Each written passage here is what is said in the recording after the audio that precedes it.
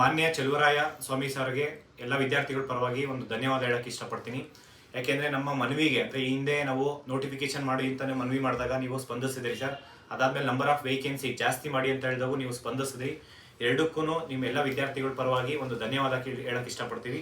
ಅದಾದಮೇಲೆ ಇವಾಗ ಸರ್ ಸದ್ಯದ ಪರಿಸ್ಥಿತಿಯಲ್ಲಿ ಸುಮಾರು 6 ತಿಂಗಳಿಂದ ಕೋರ್ಟಲ್ಲಿ ಎಲ್ಡಪ್ ಆಗಿತ್ತು. ನೀವು ಮಾಡಿರೋ ನೋಟಿಫಿಕೇಶನ್ KPSC ಏನು ಹೊಡಿಸಿತ್ತು ಎಕ್ಸಾಮ್ಸ್ ಕಂಡಕ್ಟ್ ಮಾಡ್ತೀನಿ ಅಂತೇಳಿ, ಅದು ಕೋರ್ಟಲ್ಲಿ ಎಲ್ಡಪ್ ಆಗಿತ್ತು. ಆ ಒಂದು ಯಾಕೆ ಅಂತಂದರೆ ಸ್ಪೋರ್ಟ್ಸ್ ಕೋಟಾಯಿಂದ ಇಶ್ಯೂಸ್ ಇರೋದ್ರಿಂದ ಇವಾಗ ಸ್ಟೇ ವೆಕೇಟ್ ಆಗಿದೆ, ಎಕ್ಸಾಮ್ಸ್ ಕಂಡಕ್ಟ್ ಮಾಡಿ ಅಂತ ಹೇಳಿದ್ದಾರೆ.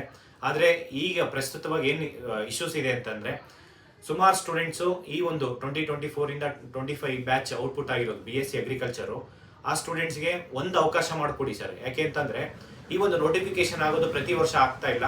ಪ್ಲಸ್ ಈ ಒಂದು ನೋಟಿಫಿಕೇಶನ್ ಆಗೋದು ಸುಮಾರು 7 ರಿಂದ 8 ವರ್ಷ ಆದಮೇಲೆ ಆಗಿರೋ ನೋಟಿಫಿಕೇಶನ್ನು. ಮತ್ತು ನಂಬರ್ ಆಫ್ ವೇಕೆನ್ಸಿನೂ ಜಾಸ್ತಿ ಇದೆ ಫಸ್ಟ್ ಟೈಮು. ದಯವಿಟ್ಟು ಒಂದು ಅವಕಾಶ ಮಾಡಿಕೊಡಿ ಅಂತ ತುಂಬ ಸ್ಟೂಡೆಂಟ್ಸು ಕೇಳ್ಕೊತಾ ಇದ್ದಾರೆ. ನಾನು ಮಾನ್ಯ ಅಗ್ರಿಕಲ್ಚರ್ ಮಿನಿಸ್ಟರ್ ಆದಂತಹ ಚೆಲುವರಾಯ ಸ್ವಾಮಿ ಸರ್ಗೆ ನಾನು ಮನವಿ ಮಾಡ್ಕೊಳೋದೇನಪ್ಪ ಅಂತಂದರೆ, ಈ ವಿದ್ಯಾರ್ಥಿಗಳಿಗೆ ನ್ಯಾಯ ಒದಗಿಸ್ಬೇಕು ಸರ್. ಯಾಕೆ ಅಂತಂದರೆ KPSC ಅವರು ಮಾಡ್ತಾ ಇರೋ ಒಂದು ಎಕ್ಸಾಮ್ಸು ಹತ್ರವಾಗಿ ಆಗಸ್ಟಲ್ಲಿ ಏನಾದರೂ ಮಾಡಿದ್ರೆ ತುಂಬ ವಿದ್ಯಾರ್ಥಿಗಳು ಆಗಸ್ಟಲ್ಲಿ ಬೇಡ ಅಂತ ಹೇಳ್ತಿದ್ದಾರೆ. ಯಾಕೆಂದರೆ ಸ್ಟೇ ವೆಕೇಟ್ ಆಗಿರೋದು ಇವಾಗ, ಅಟ್ಲೀಸ್ಟ್ 1 ಮಂತ್ ಆದರೂ ನಮಗೆ ಟೈಮ್ ಬೇಕು ಅಂತೇಳಿ. ಈ ಒಂದು ಎಕ್ಸಾಮ್ಸು ಸೆಪ್ಟೆಂಬರಲ್ಲಿ ಎಕ್ಸಾಮ್ಸ್ ಕಂಡಕ್ಟ್ ಮಾಡಿ ಸರ್. ಆದರೆ ಈ ಒಂದು ನೋಟಿಫಿಕೇಶನ್ ಅರ್ಜಿ ಹಾಕೋದಕ್ಕೆ ಮತ್ತೊಂದು ಅವಕಾಶ ಮಾಡಿಕೊಡಿ. ಸುಮಾರು ವಿದ್ಯಾರ್ಥಿಗಳು ಇದ್ದಾರೆ, ಸುಮಾರು ಸಾವಿರಾರು ವಿದ್ಯಾರ್ಥಿಗಳಿದ್ದಾರೆ, ಅವ್ರಿಗೆ ಅನುಕೂಲ ಆಗುತ್ತೆ.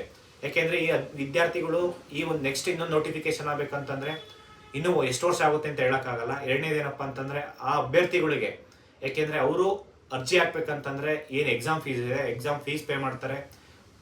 ಸುಮ್ಮನೆ ಯಾರು ಎಕ್ಸಾಮ್ ಬರೆಯಲ್ಲ, ತುಂಬ ಸೀರಿಯಸ್ ಇರೋರು ಅಷ್ಟೇ ಎಕ್ಸಾಮ್ ಬರೀತಾರೆ. ದಯವಿಟ್ಟು ಅವರಿಗೆ ಒಂದು ಅವಕಾಶ ಮಾಡಿಕೊಡಿ.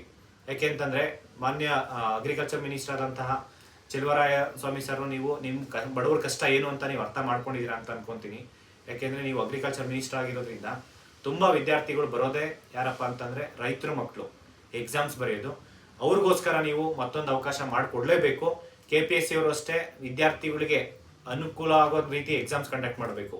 ಅವರಿಗೆ ಮತ್ತೊಮ್ಮೆ ಅರ್ಜಿ ಹಾಕೋದಕ್ಕೆ ಅವಕಾಶ ಮಾಡಿಕೊಡಿ ಅಂತ ನಾನು ಮಾನ್ಯ ಅಗ್ರಿಕಲ್ಚರ್ ಮಿನಿಸ್ಟರ್ ಹತ್ರ ನಾನು ಮನವಿ ಮಾಡ್ಕೊತೀನಿ.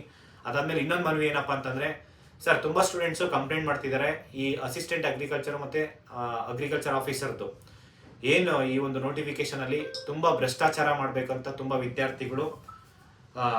ವಿದ್ಯಾರ್ಥಿಗಳು ಈ ಒಂದು ವಾಮಮಾರ್ಗದಿಂದ ದುಡ್ಡು ಕೊಟ್ಟು ಭ್ರಷ್ಟಾಚಾರದಿಂದ KPSC ಮೆಂಬರ್ಸ್ ಇರ್ಬೋದು ಮತ್ತು ಮಿನಿಸ್ಟರ್ಸಿಂದ ಮಾಡಬೇಕಂತ ತುಂಬ ವಿದ್ಯಾರ್ಥಿಗಳು ಕಂಪ್ಲೇಂಟ್ ಮಾಡ್ತಿದ್ದಾರೆ. ಯಾರು ಮಾಡ್ತಾರೋ ದಯವಿಟ್ಟು ಅವ್ರ ಮೇಲೆ ಕ್ರಮ ತಗೊಬೇಕಾಗುತ್ತೆ.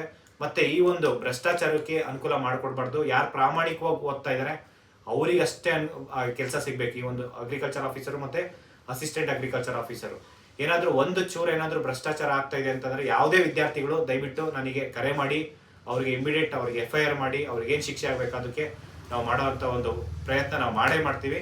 ದಯವಿಟ್ಟು ಎಲ್ಲ ವಿದ್ಯಾರ್ಥಿಗಳು ಈ ಒಂದು ಕರಪ್ಷನ್ ಬಗ್ಗೆನೂ ಅಷ್ಟೇ, ಮತ್ತು ಇನ್ನು 1 ಮಂತ್ ಅಂದರೆ ತುಂಬ ಶಾರ್ಟ್ ಟೈಮಲ್ಲಿ ಇವರು ಎಕ್ಸಾಮ್ಸ್ ಮಾಡ್ಬೋದು.